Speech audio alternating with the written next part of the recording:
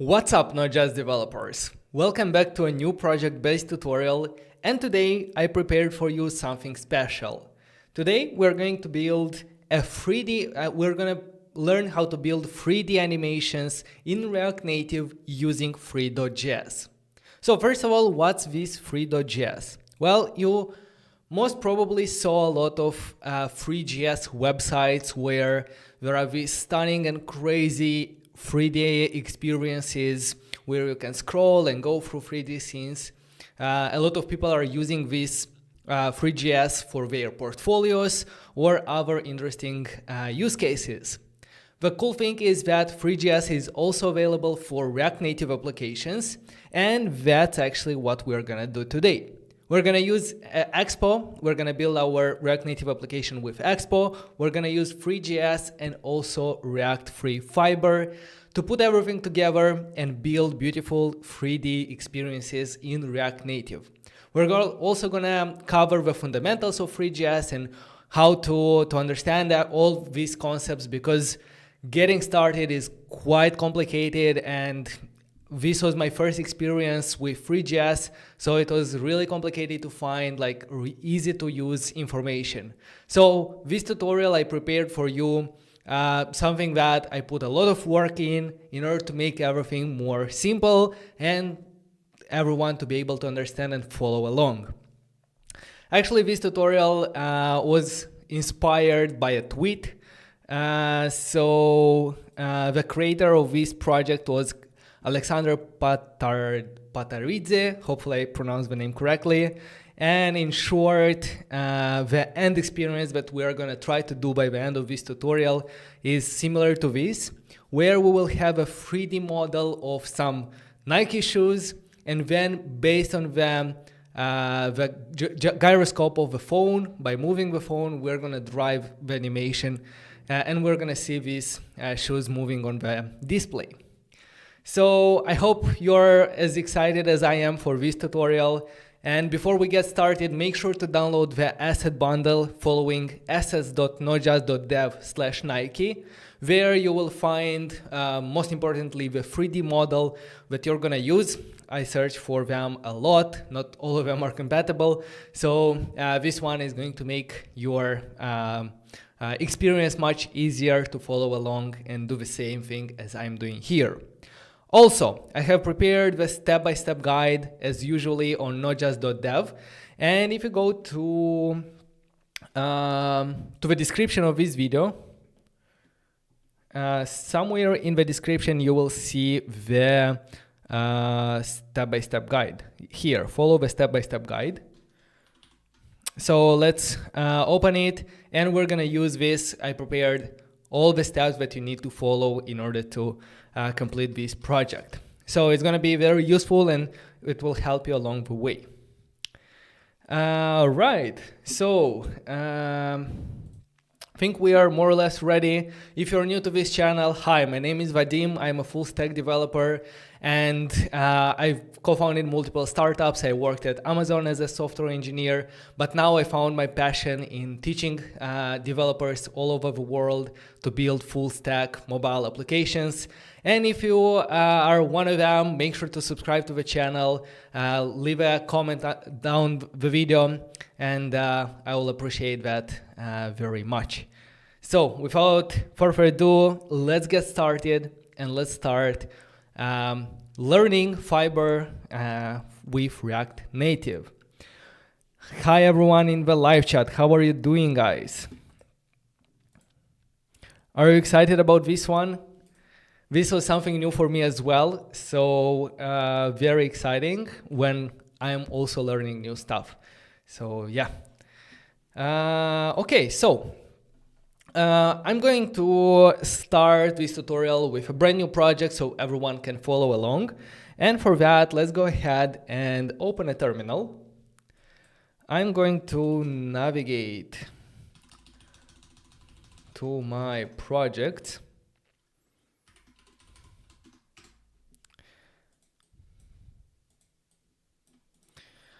Let me... Okay. So open a terminal, navigate to the project where you usually create your project. I'm gonna zoom in a bit so it's gonna be visible. Let's do a clear. And now let's go ahead and initialize a new Expo project. For that, we're gonna use npx create Expo app, and let's do the name first, free application. Let's press enter, and this will start downloading the JavaScript file and initializing our Expo project. And we have a first donation. And Moonplay, thank you very much for the support. You were help supporting the channel previous time as well. I appreciate it very much. Thank you.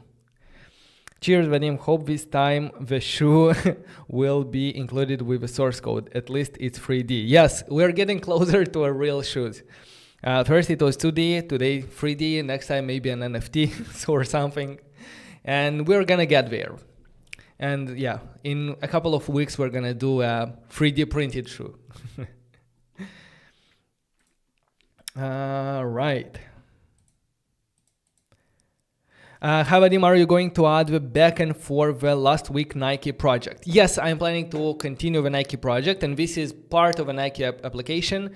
However, I'm starting slow with a brand new application so that all the complex logic of three.js is going to be easily understandable for everyone. And by the end of this video, we're going to integrate all of this in the Nike application. And later on, next week, we're going to do the backend as well.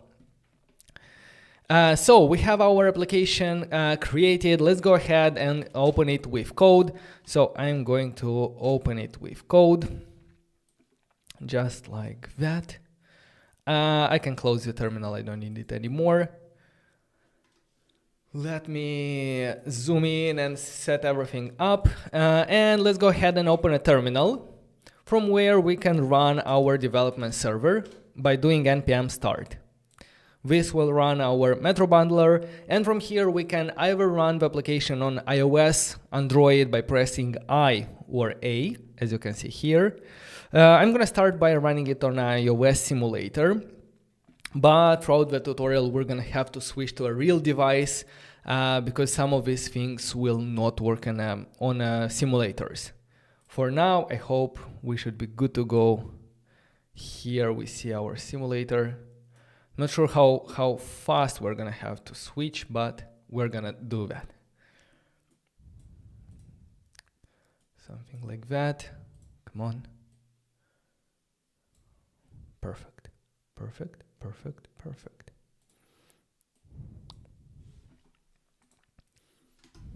And again, don't forget that all of the steps that we're doing here, you can find them on notjust.dev website. And here you will find like all the commands that you have to run. The next step after running the application, which should take a moment. Yeah, let's first see it displayed on the screen. Perfect. We see open-up.js to start working on the application, which means that our application is running successfully. Now, the entry point of our application, as we already know, is app.js. Let's go ahead and open this file here. I'm going to just simply probably ignore the TS errors here. Yes, simply adding this TS no check because we're not using TypeScript for this application. We're gonna stick with JavaScript for now. So yeah, as I said, our application is running. We are ready to get started. And for that, let's go ahead and start and install all the dependencies that we're gonna need for this project. Let's grab the command from here, from install dependencies, and we're gonna install 4 of them. Let's open a new terminal in Visual Studio Code, and here let's run this command. We're gonna install 3, which is the three.js library. We're gonna install the React Free Fiber, and React Free Fiber, I showed here a bit of example of what's the difference between React Free and React Free Fiber. React Free Fiber is a simple renderer for React, which allows us to declaratively build our like 3D scenes. Basically, it's going to help us write the same code as we are used to writing in React and React Native, instead of doing it in the three.js way.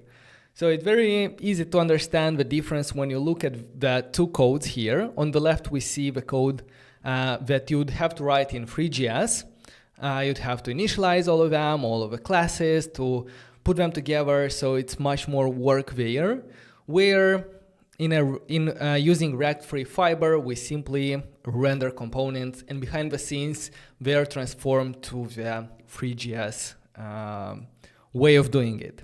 So it's much more easier to write the code, and it's going to help us throughout the tutorial.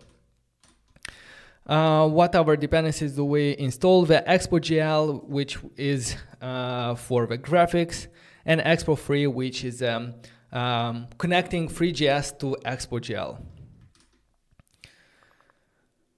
So probably we will get an error. Yeah, I think there is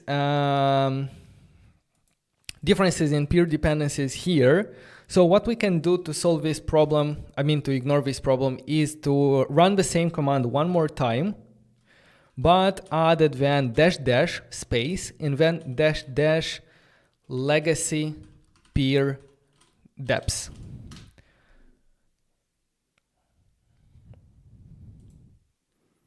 And that should install them correctly.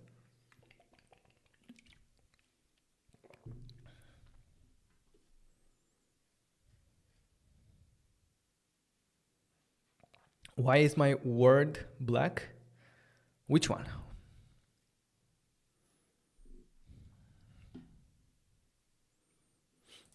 So yes, our packages has been installed correctly.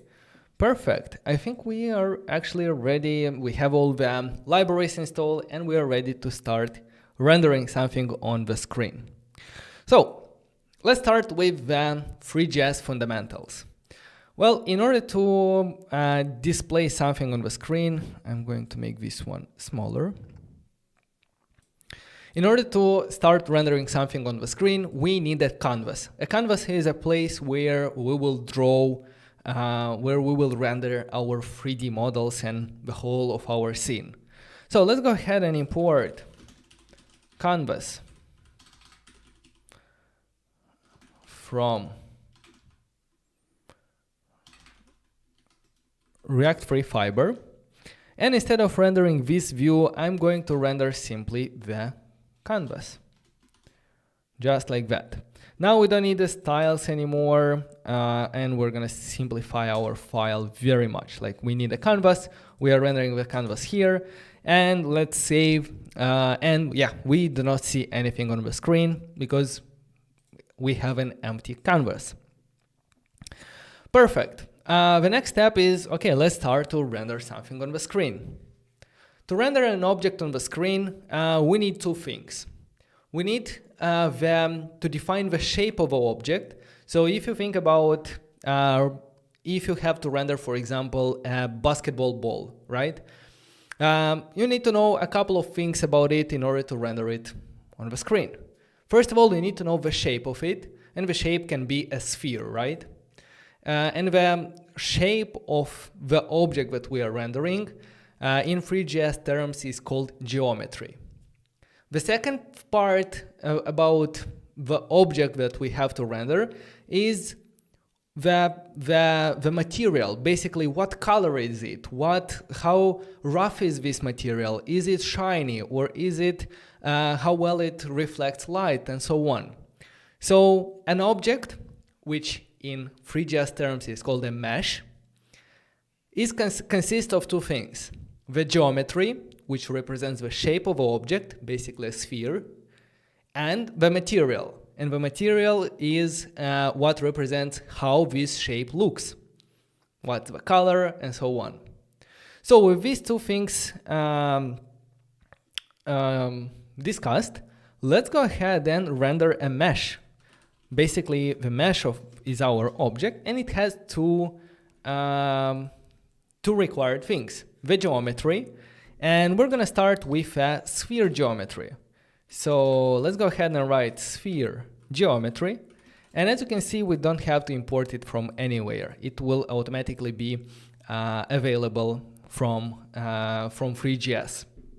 So by doing that, we already see something on the screen. We see basically a circle. At this moment, it's not yet visible that this is 3D because it looks like a 2D circle. But let's go ahead and add the material, the mesh material. So we're going to use a mesh standard material that will allow us to give simply the color for this geometry, for this object. So the color, let's go ahead with orange if we're trying to render a ball. So something happened if I'm re-rendering. Maybe this is the time where I have to switch to, yes, most probably this is the time where I have to switch from a simulator to a physical device. So I'm gonna go ahead and close my simulator. And from my physical device, I'm going to press C here to see the QR code. And using the Expo Go application on Android or the camera from your iOS device, I'm going to scan this QR code to open the application on my physical phone. Okay, I already see it. And now the last step is to go ahead and show it to you as well. So for that, I need this one. Give me just 1 second. File, new recording.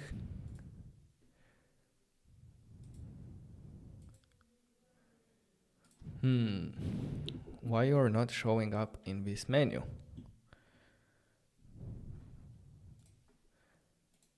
Okay, I think I have it here.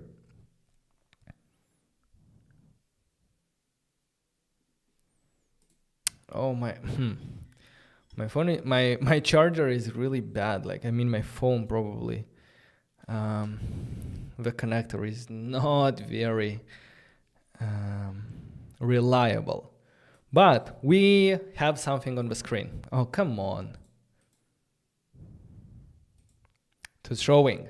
Give it a sec.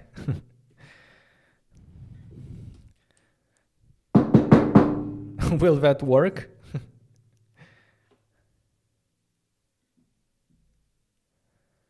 Let's get physical. Yes.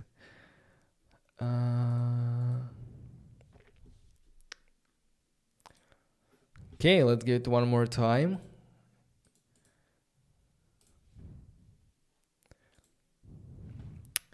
Why you cannot do that? It is showing just now. Okay. We need you to work.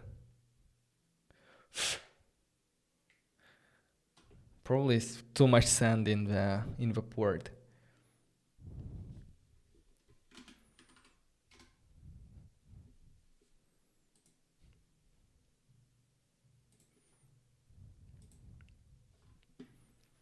The QuickTime player like just doesn't want to it crashes.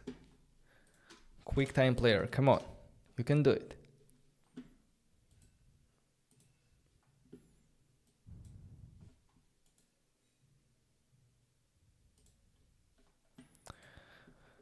That's gonna be interesting if I'm not gonna be able to show you.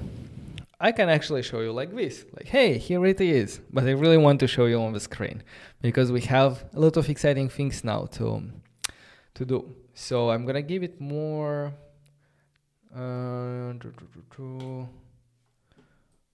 Come on, why?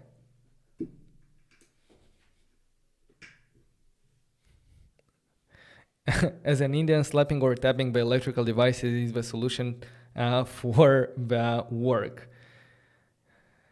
I don't know, let's try. Oh, no, actually, can you ask please Alex to give me her phone? Maybe that's gonna, because I think, but no, it's not a problem in the phone. It's the QuickTime. Because just starting the QuickTime gives me an error.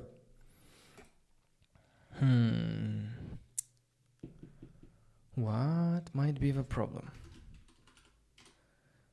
I don't have a possibility to restart the computer. How to stream this one here? Oh, use activity monitor to kill QuickTime. Yeah, maybe that's gonna work because I'm quitting it, but it doesn't properly. QuickTime player. Yes, it's still here. So let me try to kill it with fire. Stop, quit.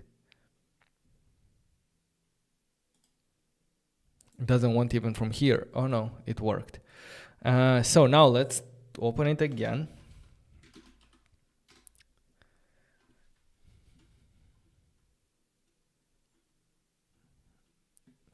And new movie recording. Again, the operation could not be completed.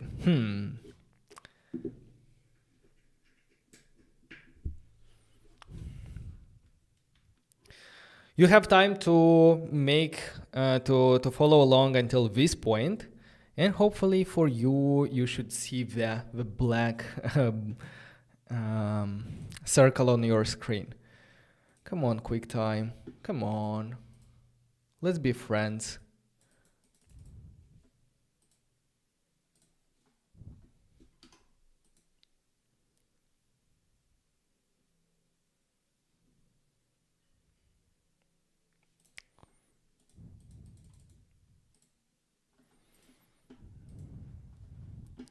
Yeah. That's not very fun. If you're interested in what I'm doing, like, have a look. I'm just playing with QuickTime Player.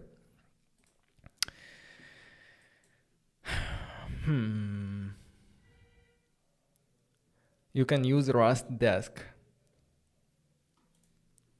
What's that? Is that something that I can stream my phone screen?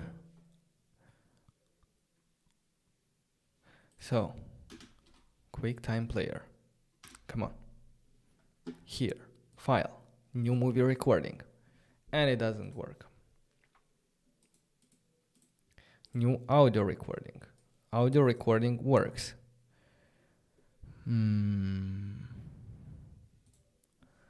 But for movie recording, it doesn't. What if the problem is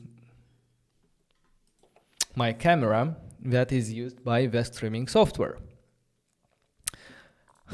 Let's debug, guys. You came here for the operation could not be completed. Yeah, look, let me try to stop the camera. You're not gonna see me, but hopefully we can do something. If not, so I'm out for a second. Don't worry, I'm still here. And let's go ahead and open QuickTime Player. File, new movie recording. No, it's still the same problem. Okay, so yeah, I'm not gonna try it anymore. I'm gonna just, from time to time, show you on my screen what we see, and then yeah, you'll follow along myself, and you'll see it on your physical device, and I think it's gonna make a lot of sense like this. Yeah, we have to do what we have to do. The last step that we have done is adding the mesh standard material in our code, and this mesh standard material allows us to easily apply some meshes by simply applying some colors. So this is a very standard material, like just to get started and see things on the screen. But the problem is that at this moment, our circle is not orange, like it is still black. So why is that happening? Well, that is happening because we forgot to turn on the light. And what do I mean by that? Well, our canvas and the way a 3D world scene works is it needs a light source to light up the 3D models that we have there. So we have a couple of types of lighting, and the first one would be the ambient light. So if the first component in the canvas would be our ambient light. Then our sphere will already light up. But as you can see, it still looks very, very much 2D. At this moment, it doesn't look like a 3D model. And why is that? Well, the ambient light is the light that will light the objects proportionally from all the direction. You can think about this as the daylight that you have in the room. So basically all the objects are kind of lit in the same way, and the ambient light will not produce shadows. And because it will not produce shadows, we will not be able to see that this is an actual 3D object. So besides the ambient light, we need to use another source of light in our code, in our scene, that will mimic more a light bulb. And the light bulb, to mimic a light bulb, basically we're going to use a point light. The point light is a light source that has a position and emits light in all the directions proportionally. But when it hits some objects, it will light the face that faces the light more than the backside of that object. Another thing is that the point light needs an actual position.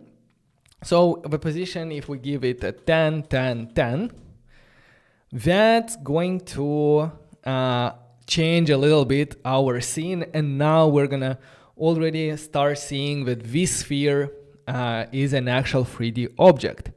As you can see here, like now you can see and you can understand that it is a 3D object. Your brain can process it because one side has a shadow, another side is more lit. And to see this even better, you can go ahead and uncomment the ambient light, and this will produce an even more dramatic scene, because in this situation, only one side of our sphere is that faces our light source is being lit, and the back side is almost black because there is no ambient light. So that's how we can play with different light sources to mimic basically the real world and to give a realistic look to our scene.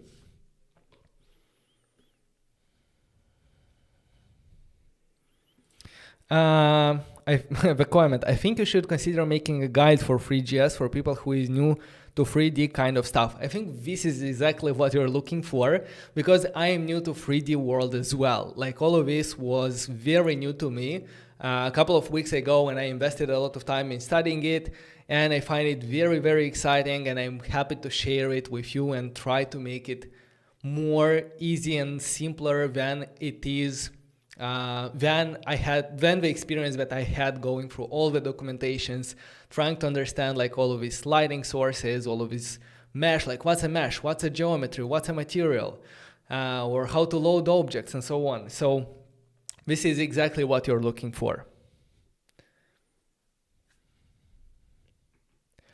So, yeah. As I said, to recap what we have done so far, we know that to render 3D scenes, we need the canvas, and in the canvas, we can play with our objects. The 3D object, basically an object inside our scene, is called a mesh, and a mesh is composed of two things.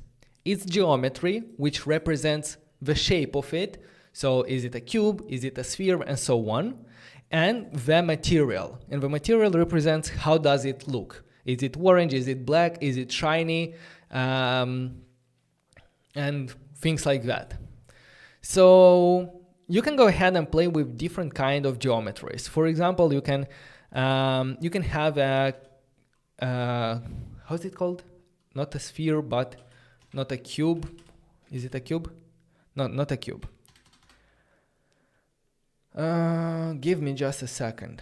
A box geometry, yes. A box geometry will a box geometry, if we give this mesh a position to move it a bit on the screen, and I'm gonna give it probably 1, 0, 0, or even let's do 1,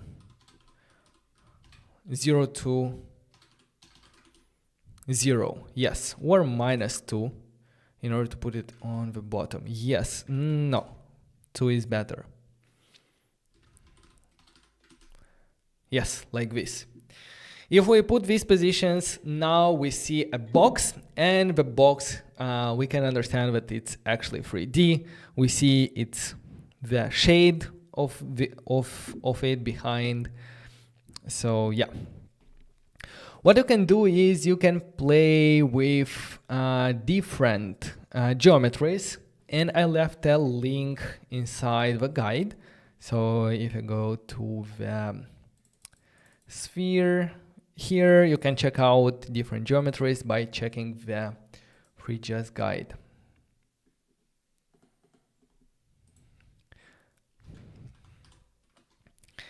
So in the geometry, come on, somewhere here,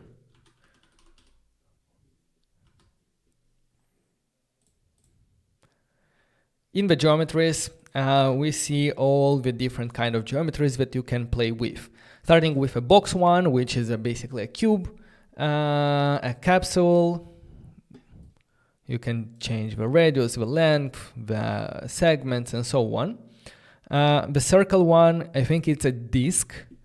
Cone geometry, yeah, as you can expect. Cylinder, and so on. There are a lot of pre-made geometries that you can adjust to make different kind of shapes that you need in your scene. This one is a sphere one. We saw how to work with it. Torus, this one looks really amazing. It's like a ring, basically. Okay, this is crazy already.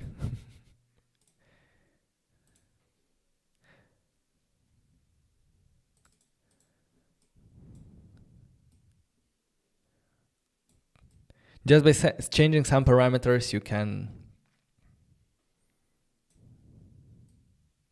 adjust how it looks. Wow. Mesmerizing, like I'm just playing with it, so bear with me. But yeah, go ahead and play around with different kind of geometries. Try to add multiple of them. You can add different kind of meshes here. So we can, for example, let's add a torus like this. So I'm gonna torus, not geometry. Instead of box, let's do torus, not geometry. And for the position, I'm gonna do -1, -2 to do it in the bottom here. And it's not gonna be orange, it's gonna be green. Yeah, it's already something different. We see it here on the screen.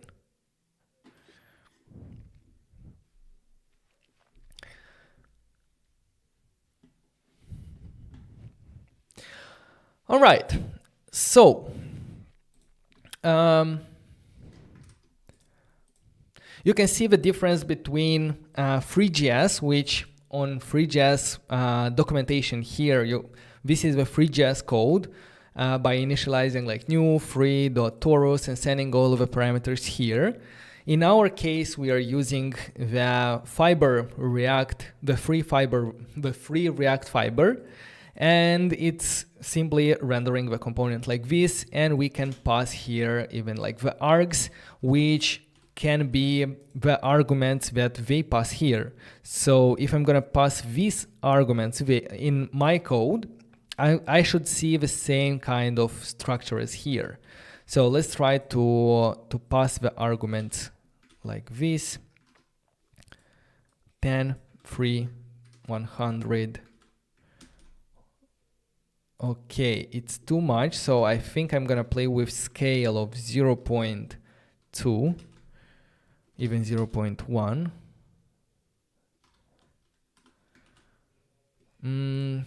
Actually, it's not what I was expecting to see. Torus, not geometry, 10.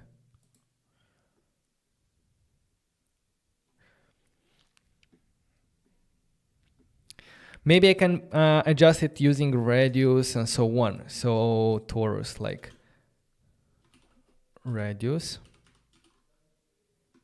equal 10. No, but I think it's that for the radius it worked. But for this one,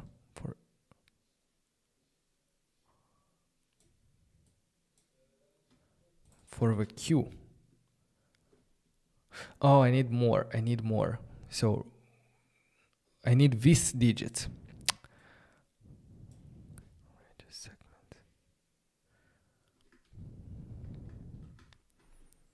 All right. Give me a second. So here, I'm gonna try to copy all these args. 10, yeah, it's around 10. This one, it's around 1. Then here, 260. Then we have 6. Then we have 10 and 16. Okay, now it looks something like that. I'm gonna show you just in a second.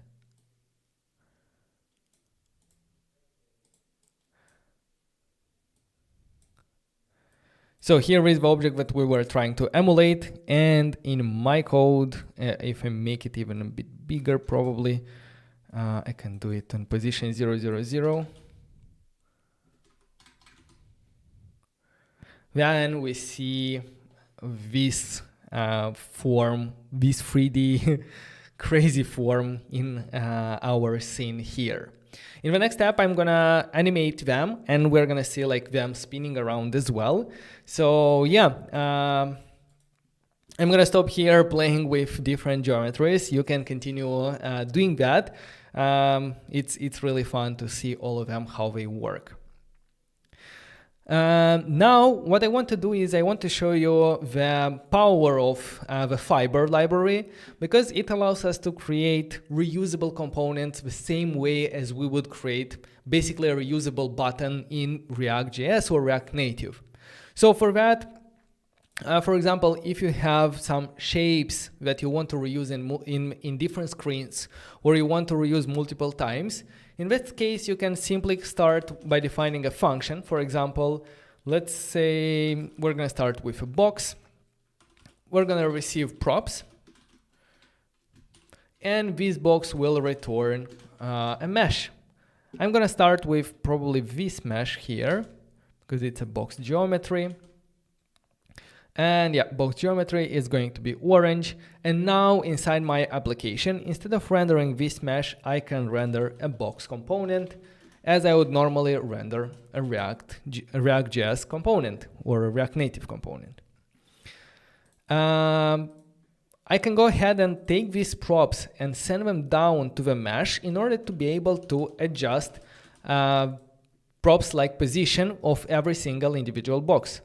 So now if I save, I can find props like this, yes. Now if I save, I'm gonna go ahead and comment out this one. We should see on the screen one box in the middle of the screen. However, if we're gonna go ahead and duplicate this box and put another one on position 1, 0, 0, another one, maybe not 1, but 1.53. Yeah, I don't like this position 1. And this one -2, and this one 2. Stay with me here. Yes, that's perfect. So now, just rendering 3 different boxes and sending different positions to them, we will see on the screen 3 different boxes, one of them on top, in the middle, and on the bottom. And the benefit of this is that all of these boxes, they can have individual state, so we can adjust like how they behave, how they perform, how they look on the screen, depending on the state. and they will actually respond to the state updates that happens here. So it's very, very similar to everything that we are doing in React. Does it support TSX? Yes, it supports TypeScript. I'm just keeping it simple with JavaScript for now. So yes, we can go ahead and play with the state and see how we can use it. And let's go ahead and import the use state hook from React. And let's, for every box, let's define a state variable, whether this box is active or not.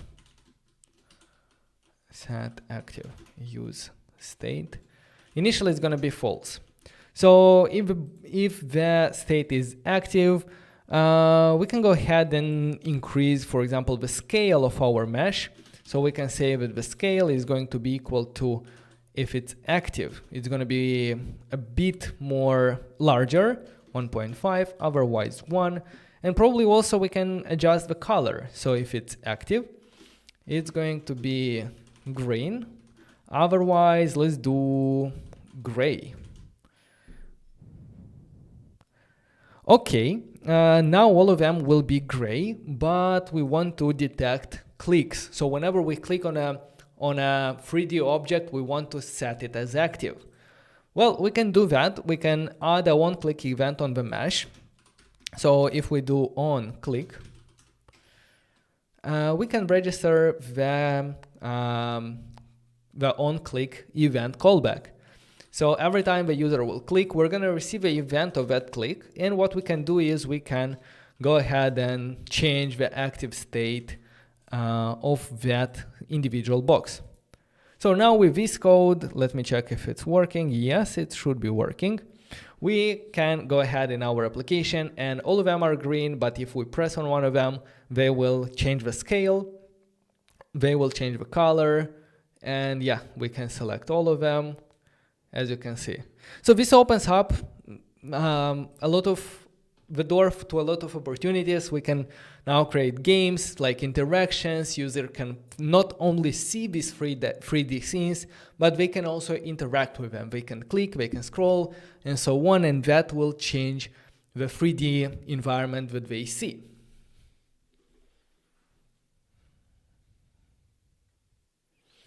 So, perfect. Now, as I said, I also want to see a similar animation, like rotation animation, as we see on the three.js documentation. We want our objects to basically spin around. To do that, we can use a hook from React Free Fiber called useFrame, and this hook will allow us to execute some code on every frame that is drawn on the screen. So for example, if our application is running at 60 frames per second, the function inside useFrame is going to be called every 1/60th part of a second. So basically every, how much is it? 1000 divided by 60, that's 16 milliseconds. So every 16 milliseconds, this function is going to be called. And what we will get is we will get the state of our object and also the delta. And this delta specify how much time did it pass from the last frame update. Because yes, if you divide 1000 by 60, that's 16.6. But in case your phone, that's not always going to be the same. Because if your phone is running some other operation at the same time, maybe it takes more than that to render a frame. Maybe it takes, maybe your application is not even running at 60 frames per second. So that's why we have this delta in order to implement very smooth animations based on time. So what do we want to do is basically we're going to update the rotation of our mesh whenever, like on every frame drawn. For that, we can basically, the first way you would think about this is, yes, we can send position here, and we can go ahead and save a position in a state variable, on every frame drawn, we can update the state variable and then send the position here. Well, that's not how it works, because in the use frame, we should be very mindful of the performance, and we should also not update state, because every state update will try to re-render the whole component. And imagine if you have to do that 60 times every second to re-render all of our component. So instead of changing the rotation through state, what we want to do is to access this mesh using a reference. So for that, we can import a use ref hook from React. Let's define the mesh reference. And by sending it here to the mesh as reference as mesh, now from our functions, by calling mesh.current, we can access the properties of our mesh. And inside the use frame, we can use this mesh.current .rotation. Is it rotation? Yes, it's rotation. And we can animate that, for example, the Y position of a rotation by adding the amount of time it passed from the last second. And that means that every second we're going to rotate on the Y-axis 1 radian, if I'm not mistaken. I'm not sure how radians and degrees work. I think yes, it's one. No, it's 1 degree or radian. I don't know. But it will move, and that's what we are looking forward to see. What's going on here?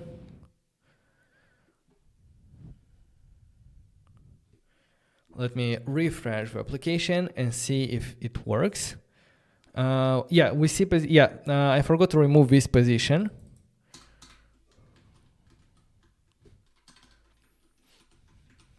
And now, reload JS. Come on.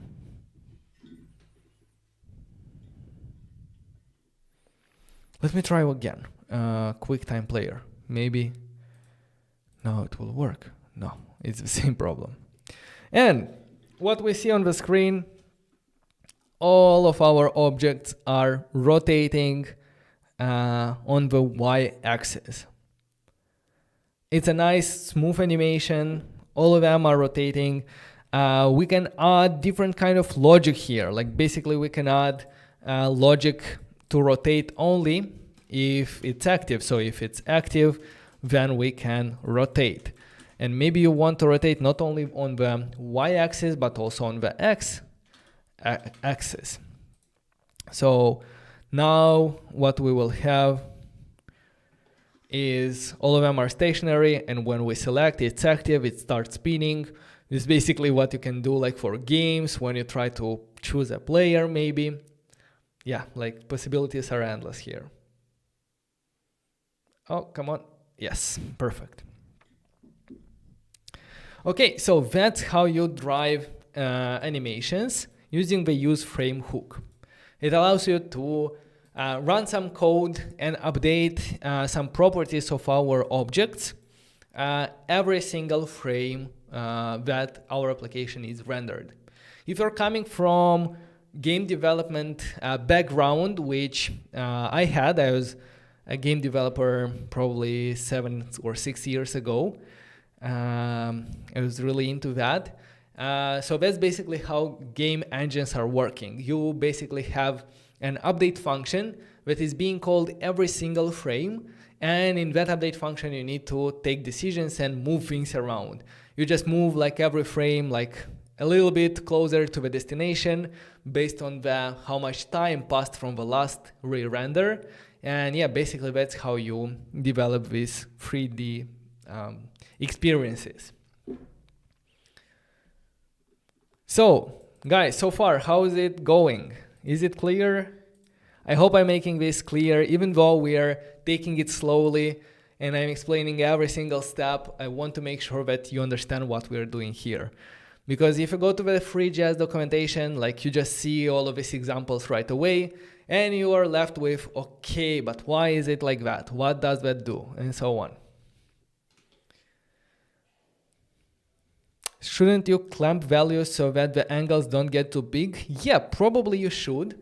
So that basically means that if you clamp them, if it's radians from 0 to p, radians are like that, and if it's in degrees from 0 to 360, but yeah, even like this it will work. So if we give the rotation of some thousands of degrees, that's just gonna simply mean that the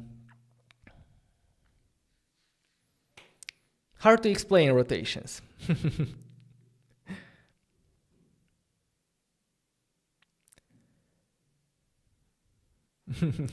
Adit is saying that he is messing everything there. That's the way to learn it. Like mess with it, see how it breaks, make assumptions like, what happens if I change this? What happens if instead of doing plus delta, I'm gonna do minus delta? Well, that is going to change the direction of the rotation. One is going to rotate it clockwise, another one is going to rotate it anti-clockwise. What if I go ahead and do delta multiplied by 10? That's gonna simply go ahead and spin it like crazy, like this. So that means that this is the speed at which it moves. Okay, if it's a speed, maybe this can be a state variable, and we can have a handle that moves the speed, like from low speed to high speed. And yeah, go ahead and play with it. Be creative, be crazy. Try to see the limits and to understand how everything is put together.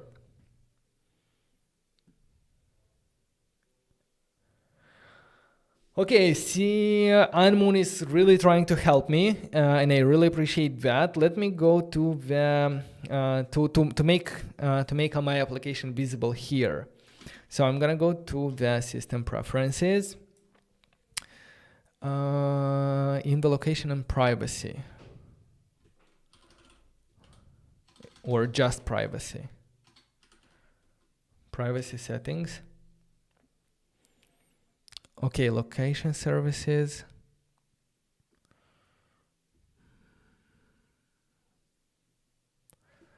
Wait a second. In the general,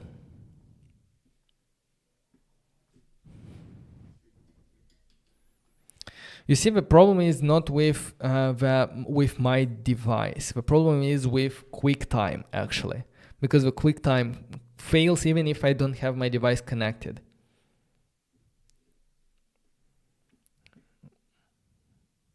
Oh, you mean from my phone to let me see there. So in the settings from my phone, I'm gonna try. I really want for you to see everything on the screen, because we are just getting started. We are covering only the fundamentals now, and in the next phase, we're gonna implement that animation that you saw in the beginning of the spinning 3D model of a Nike shoes.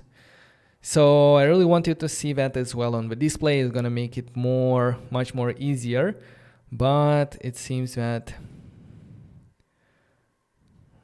reset location and privacy, yeah.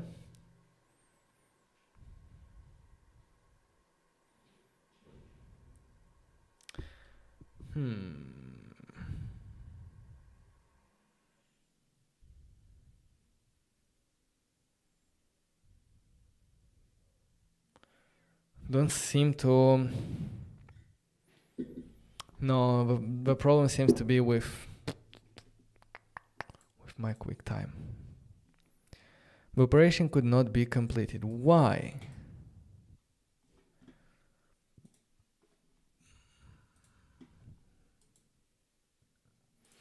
And this is not gonna work on iOS, right?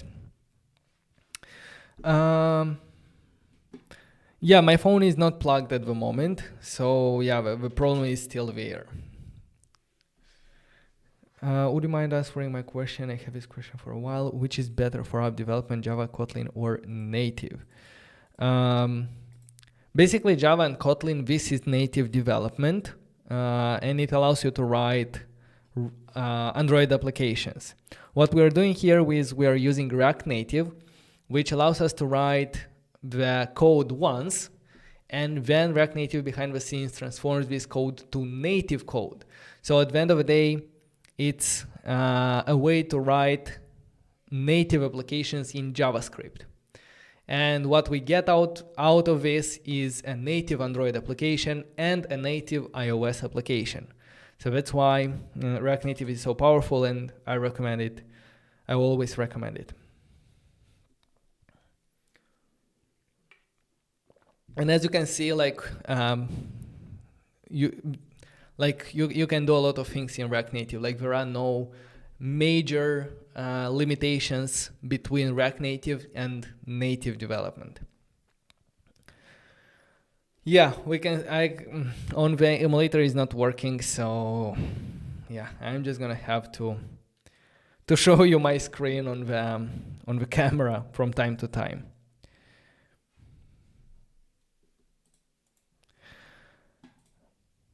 Maybe on Android. Maybe on Android. Again, I really doubt it.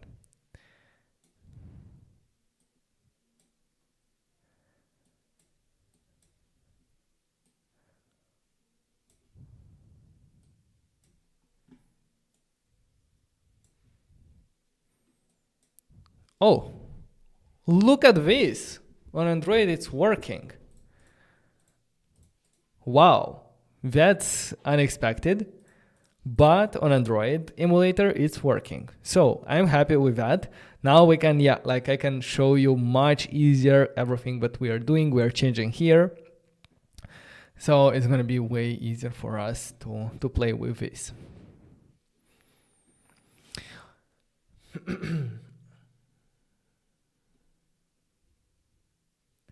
Ricardo is saying, super clear. Thank you very much. I assume this video is going to be saved as always. Yes, all of our live streams are saved on the channel, so you can rewatch them on your own time, pause them, go ahead and make sure that you follow along and get all the value that you can squeeze out of them.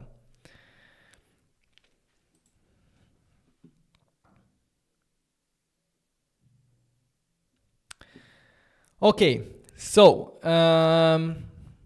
that's most of the basics that I wanted to show you today. Working with geometries, with basic shapes, animating them, and so on. Now let's go ahead and start adding 3D models. And yeah, import 3D models that you can generate in 3D softwares like Blender or other software that are out there.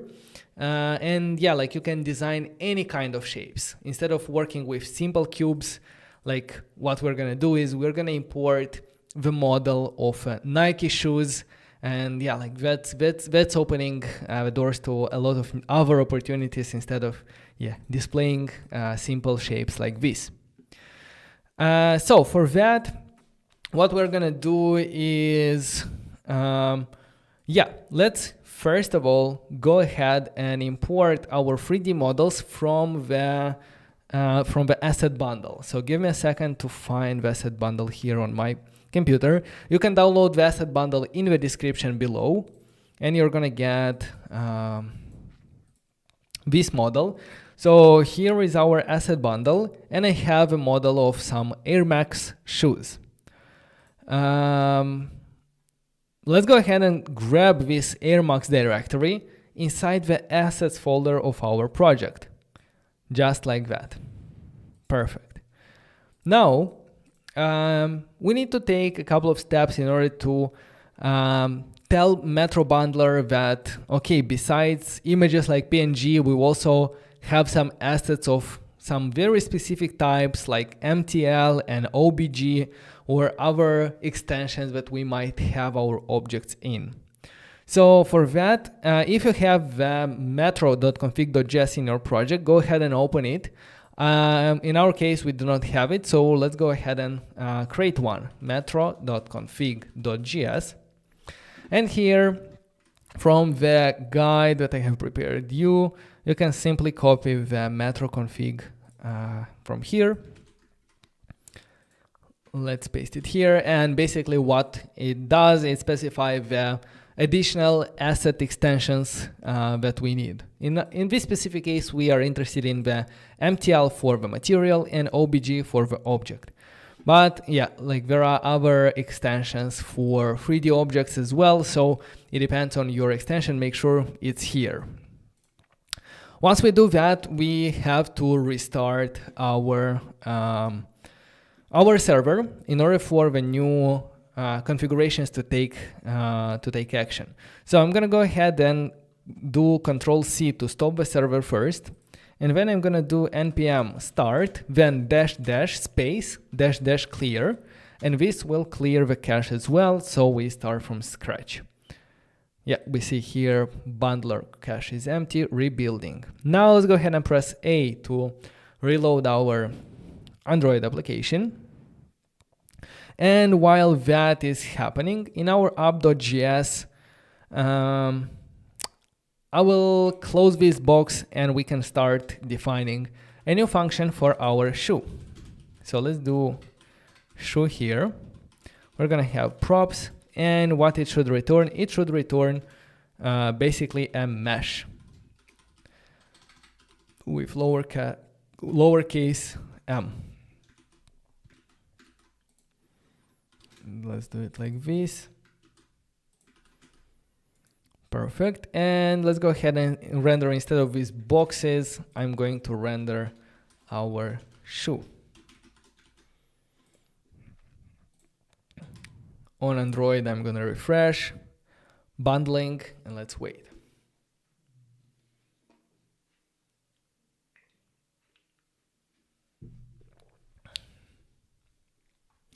Yeah, on Android it's working because it's an emulator and not a simulator as it is on iOS. It sounds similar, but it's very different. A simulator just simulates the operating system, but the Android emulator is actually running the Android OS. Some things are still not working on Android, but on the emulator. Things like depend on some sensors that we're gonna get into in a moment. So maybe even like loading these assets will not work on Android.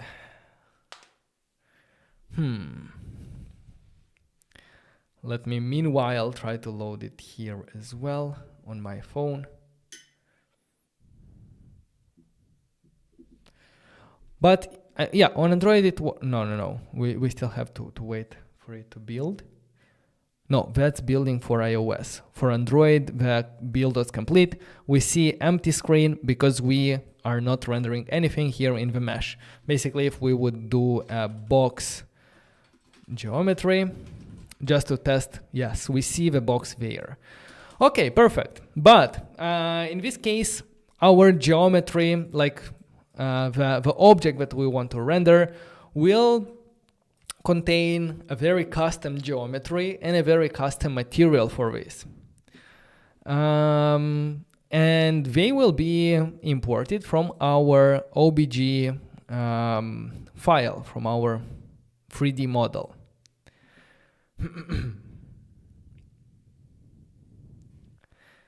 So let's go ahead and start loading this object, and for that, from the React-free fiber, we have to import the use loader, which is a hook that helps us load models, textures, and other assets. And we also need to import a very specific type of loader that knows how to load this object. And in this situation, we want the OBJ loader from three-examples, then loaders, then OBJ loader, like that. Now in our show, before returning, let's go ahead and use the useLoader function. And this useLoader function is going to give us our object. So let's store it in the obj equal useLoader. And for the useLoader function, we need to specify what type of loader do we want to use. In this case, it's an obj because our file is .obj. And then we need to specify the path there. So the path we're gonna specify using the require. So let's require the assets, then airmax, then shoe dot obj like that. And in order to render this object, we're going to use a component called primitive. And the object of this primitive is going to be our obj variable. If I do that, obj loader could not be found. Definitely I mistyped it. So I'm gonna copy this import from our guide, obj loader. Yes, it's GSM, I skipped this one. And what we see at the moment is an error saying a component suspended while responding to synchronous input. What does that mean? Well, that means that our shoe component was loading our assets, and while this was happening, we have not provided any fallback component to render on the screen. Basically, at the moment while this task was happening, loading a very heavy asset, our application just stopped working. So with React 18, what we should do in these situations is we need to wrap components that do this kind of imports inside the suspense component. So let's go ahead and wrap our shoe, because the shoe is loading some heavy assets, and let's wrap it in a suspense. Put the shoe there, and we need to provide a fallback component that will render while this shoe is loading. You can do a loading indicator here. I'm gonna do a null component just to have an empty screen, and just like that, I see something on the screen. It's a very little small dot there, but it's there. So if we go here to the primitive and do a scale of probably 10, we already see some kind of shape. And for the mesh, if I do some rotation, 1,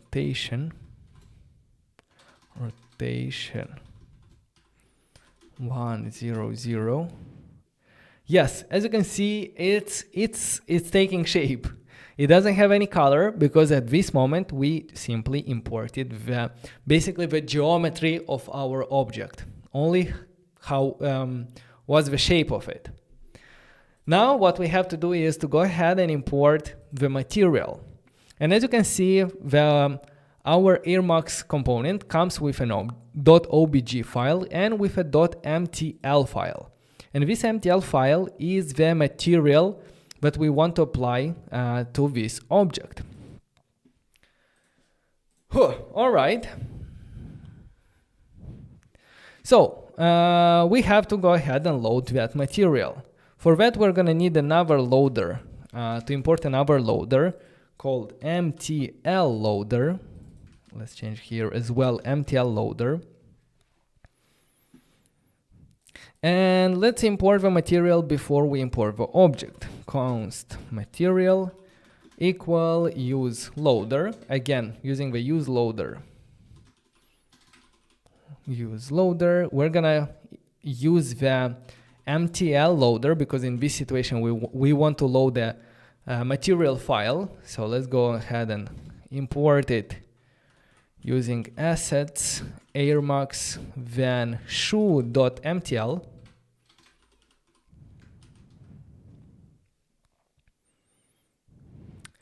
And the next step is this material we need to apply to the object.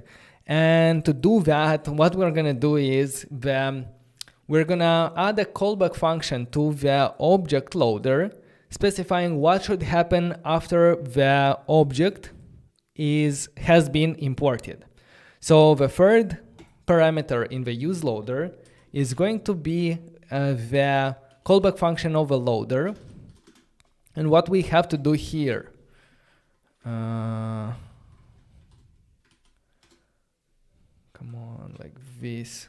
Yes, obj loader require, and then using this loader, what we want to do is after this is finished done, we want to preload the material, preload, and we need to set this material to our object here using loader.setMaterials and then material.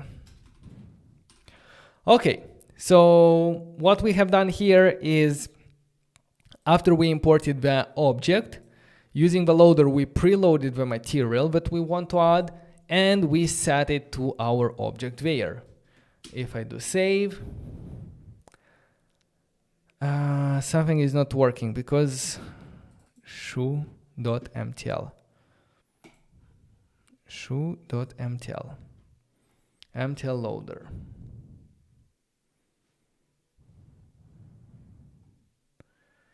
Let's try to what? MTL is here.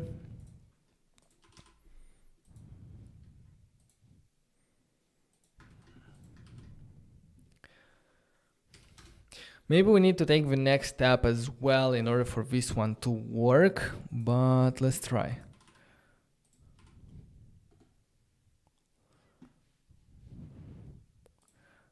Okay, let's wait. It's loading.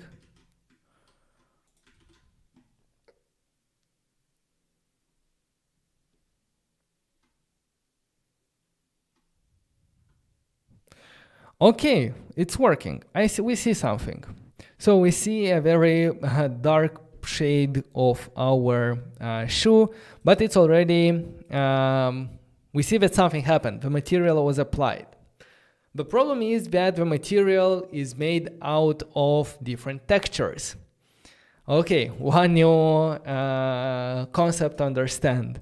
And this one is where it was a bit confusing to me because there are different types of textures. If we open the textures folder for our model, the first one is the base color. Okay. This one is a PNG, or like a normal image that maps basically the colors of our shoes. This one is pretty simple to understand, and by applying this, our shoes will start having colors. Okay, but besides this like color texture, a material has also other types of textures. For example, a normal map, which looks something like this, will indicate but this will indicate the texture of our material, and it doesn't change the shape. However, it changes how each pixel or how each individual part of our shoes will light up. So we're gonna see this in action more clearly when we apply them.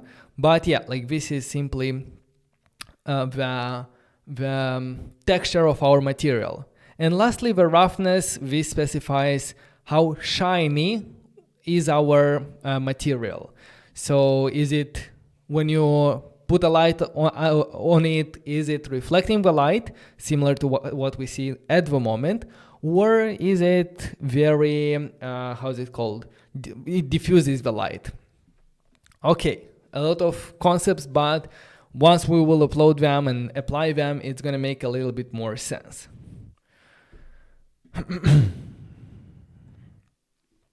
So let's go ahead and start loading these three textures and applying them to our material.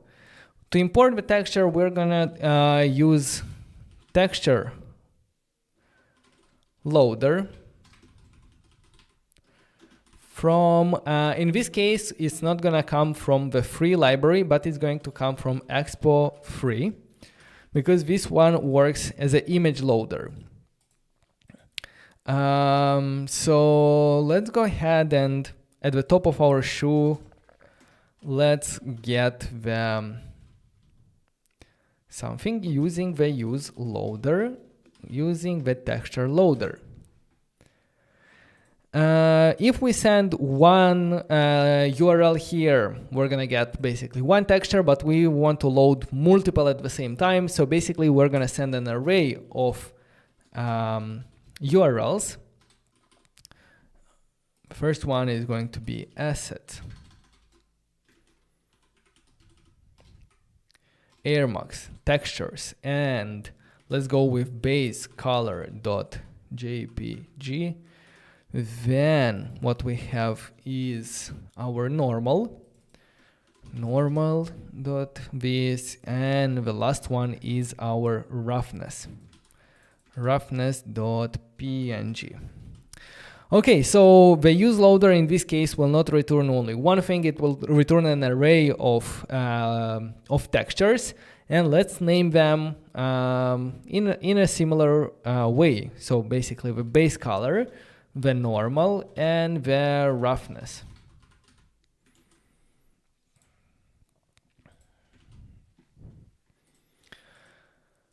The next step is a bit more complicated,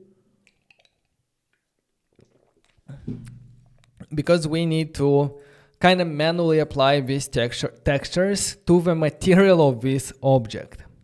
So how we're gonna do this? Well, whenever our object has finished loading, and we're going to detect this using a use layout effect. This use layout effect, as we can see in a moment, is imported from React, and it works in a similar way as a use effect hook would work. The only difference between use layout effect and use effect is when use layout effect is called before our component is rendered on the screen. So there are some changes. For example, we want to add the OBJ here, because every time our object changes, we need to apply materials to it. So every time the object changes, but before things are rendered on the screen, the use layout effect is going to be called. And in this situation, we can go ahead and where here, use layout effect. Yes, go ahead and basically loop through all the components of this object, and we do that by calling the traverse. We traverse all the childs, and for every child of our object, which can be different things, what we do is, first of all, we need to check if this child is of type three.material or three.mesh. So for all the data that the object contains, we want to find the specific child that is of type mesh, because if it's of type mesh, we can change things like child.material. Come on, not add. Child.material.map, for example, and we can apply the base color to our map. If I do that and refresh, let's see. Doesn't work. Is that because of the expo?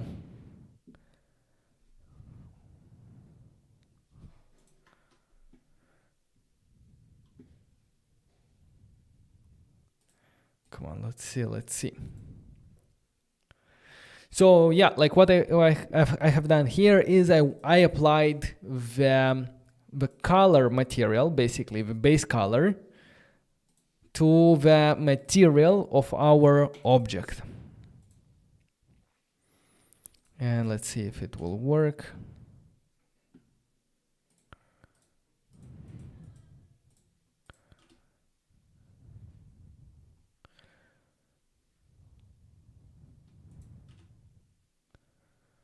No, something is not right here. And why? I think it's because of this texture loader. So we installed Expo free, right? Yes. Let me check on iOS. on the physical device if it will want to load.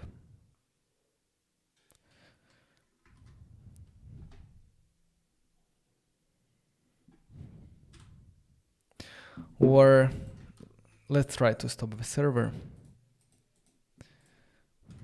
and start it with clear.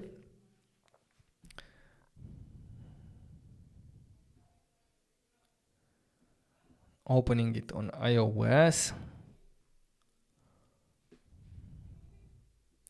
Come on.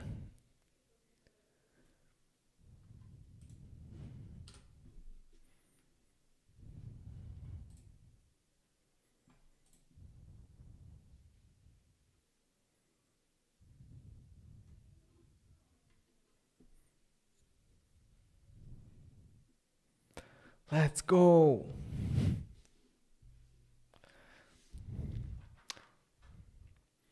Unable to resolve module expo file system from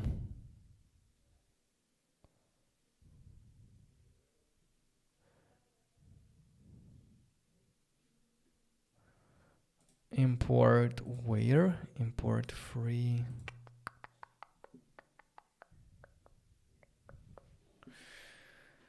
Something is off with our expo free library. So let's try again. Npx install expo free and legacy pure dependencies.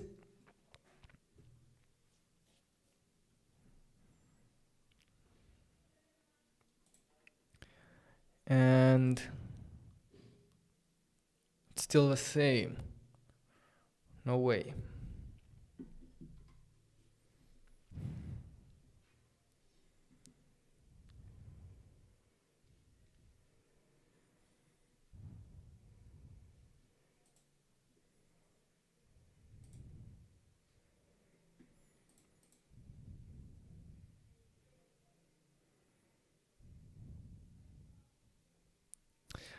I'm gonna try one thing to import it from native, but it shouldn't be.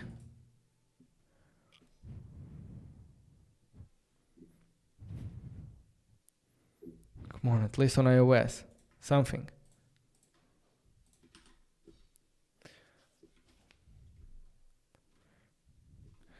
Expo file system. Let's go ahead and try to install expo file system because it says that it's unable to find it. So I'm gonna go ahead and do npx expo install expo file system.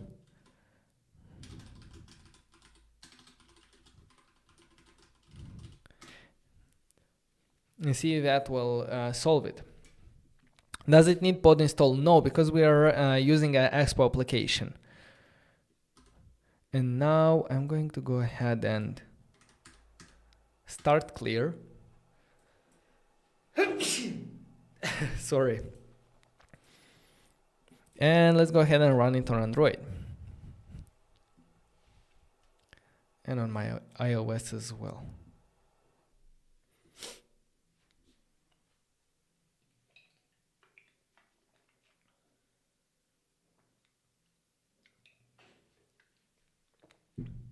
Yes, it's working. So yeah, what we had to do is to install the file. Let me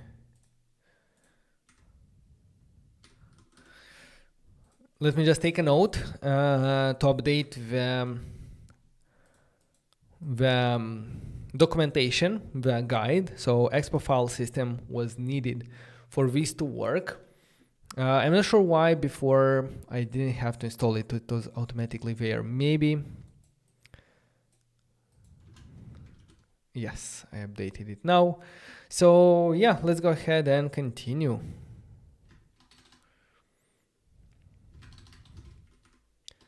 With start. And what we see here is already our shoe is taking shape. It has color because we applied the base color to it. I will go ahead and probably try to rotate it more so we can see it better. 0.5, no, minus 0.5. Yes, that's good. And scale 12, 15. Yeah, so as you can see, our our object is loaded, the material is applied, the base color texture is applied. The only thing is that at this moment everything is super shiny, so that's not exactly how we want our material to look. I think if I'm gonna remove the ambient light, it's even gonna be more shiny. It's gonna be more visible, like what I mean by that. So what we have to do is to also apply the normal texture that will indicate like how what will be the texture of our material.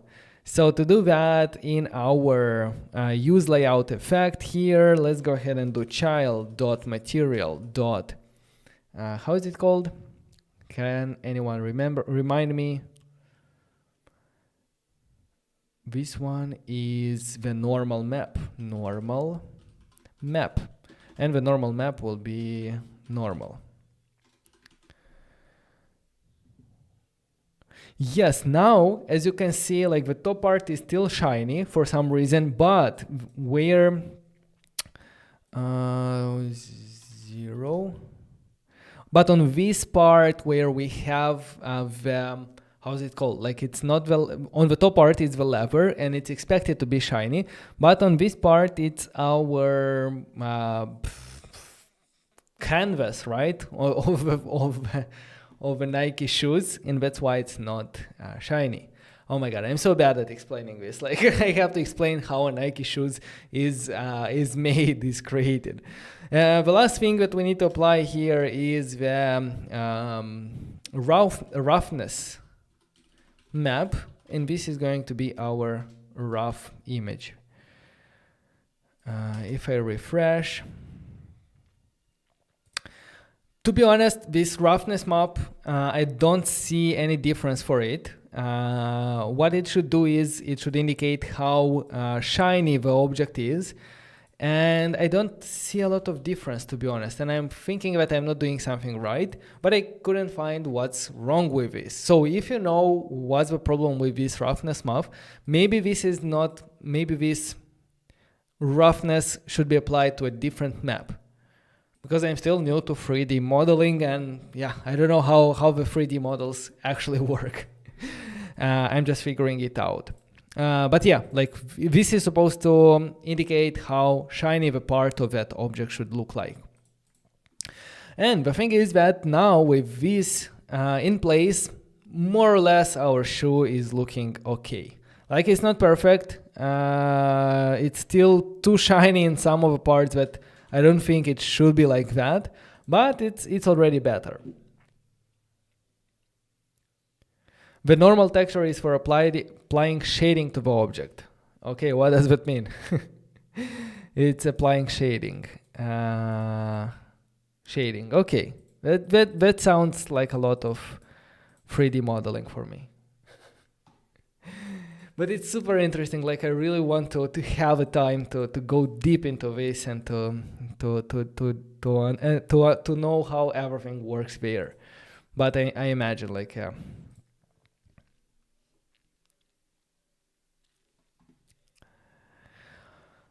all right. So far we started with learning the basics of three.js. Then we have loaded a 3D model, which for me was the hardest part actually. It is shiny, all right. Yes, it should be shiny. That's how it's supposed to be. So we have loaded this 3D model, and the last step that I want to do is to animate this object, and not simply animate it in order to rotate, because to do that we already saw how to do it on the box. So we can replicate that here as well using the use frame. So I can do use frame here, and the only thing is that I need a reference to the mesh. You can do that as well because we will need this reference to the mesh. So let's do const mesh equal use ref. in our shoe component, and let's give it to the mesh here as ref mesh. Now if I have this, I don't need the active state. Let's rotate it always. Come on.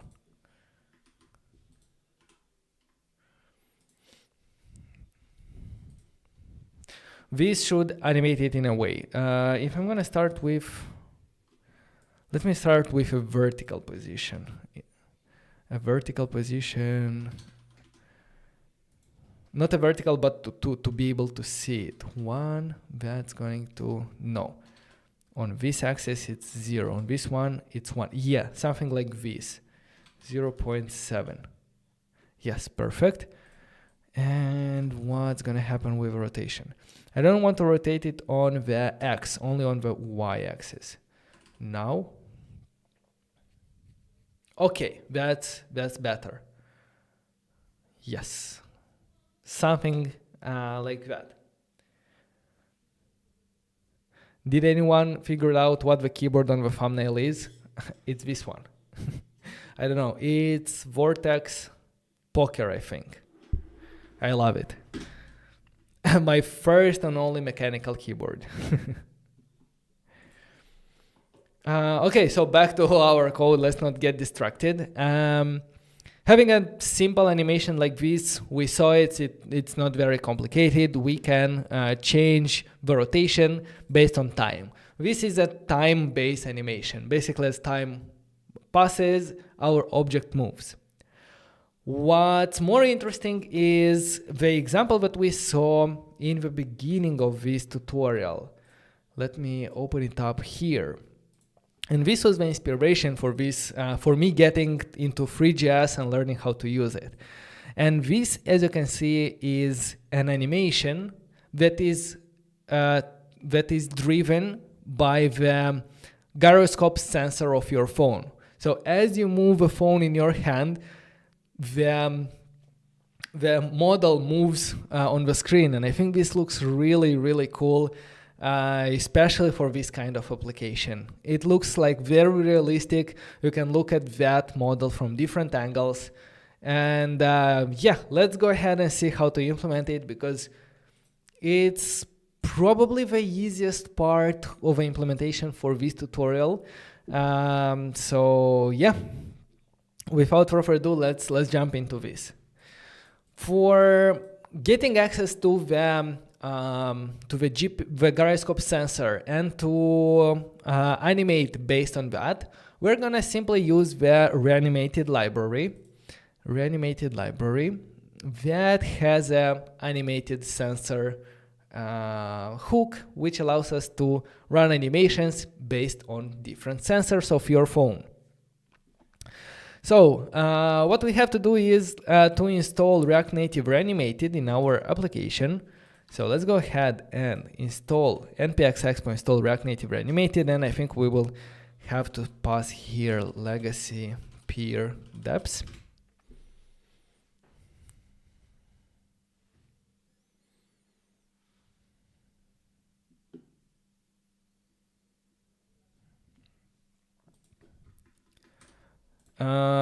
We need to apply a plugin to our babel.config. So let's copy these plugins, and in our folder, let's go ahead and open babel.config, and here under presets, let's put the plugins.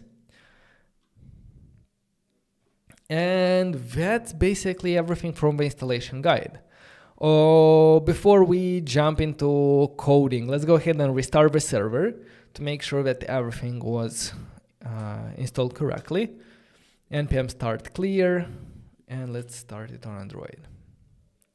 At this moment, I don't think I'm gonna be able to show it on the Android phone. I'll have to use a physical device because it depends on like physical movement of your phone. So let me run it on iOS as well.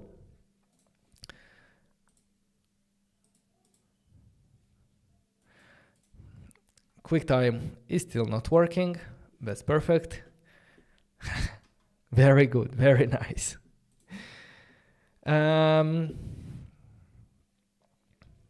So in our app.js, let's import the hook use animated sensor that I was talking about. Use animated sensor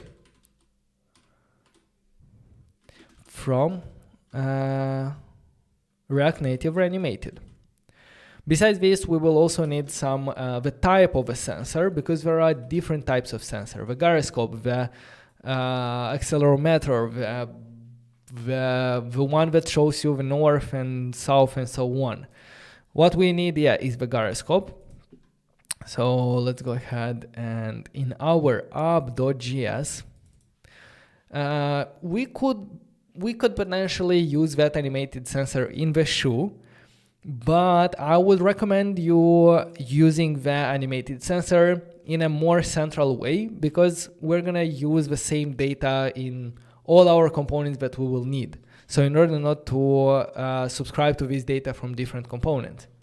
Okay, let's go ahead and get the animated sensor using the use animated sensor. And here we need to specify what sensor. So sensor type dot, and here you can see the gravity, the gyroscope, the magnetic field, the rotation. So it's a lot of things. Let's go ahead and take the gyroscope. And you can also provide some parameters to this hook. One of them is the interval. And the interval will indicate how often do we want the sensor to update, to pull data from the sensor. So every 100 milliseconds is fine for us. And here, if I'm gonna go ahead and console log the animated sensor, let me see if I can run it again. There was a problem.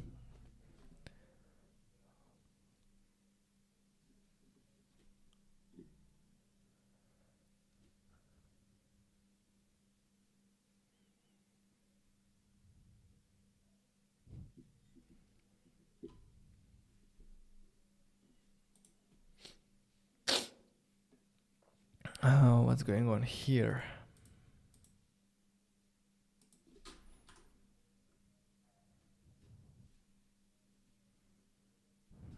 Animated sensor.sensor.value. So yes, we see it already.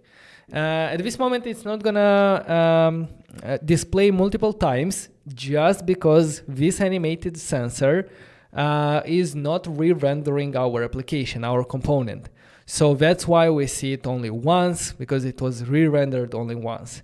But what we can do is we can take this animated sensor and we can send it to the shoe as animated sensor equal animated sensor.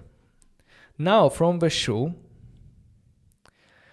because we receive it through props here, in our use frame hook, which is a function that is being called every single time our object re-renders, basically every single frame, not when the object re-renders, every single frame. So in this case, if I'm gonna do that console.log props.animatedSensor.sensor.value, in this case, we're gonna see it at every basically 60 times a second, because it's running at 60 frames per second. So if I start moving my phone in my hand, you see the values move. So it indicates the X, Y, and Z rotation of my phone as I have it here. So what we can do is we can take these values and apply them to the rotation. I'm not gonna go ahead and implement the formula here, because I provided it to you here, and actually I just simply copy pasted it from the GitHub repository of the example that I showed you at the beginning. So let's go ahead and take these formulas, which are not overly complicated. What it does, it takes the X and Y rotation from the sensor. Then what it does here, it divides it by 5,000, which means that it shrinks the significance of that rotation down, because otherwise a very small rotation with your phone will lead to a very high rotation of the object. So that's why we have to clamp it down. And then we simply add it to the rotation of our object there. So now, if I'm gonna refresh the application, if you're following along, you should already see the your shoe moving here as you move the phone. So it looks really dope. You can look at the shoe from different angles just by moving your phone around like this. And yeah, like it's that easy and it's that powerful. Oh my God, that was, well, I mean, I'm saying it's easy, but it took a lot of time to prepare this. And hopefully you enjoy, because that's most of the things that I have prepared for today. Let me double check. Yes. Whew. So we can play a bit with our scale probably.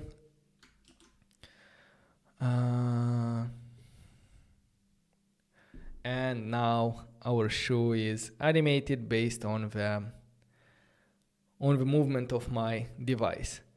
And from when I'm looking at it, like it's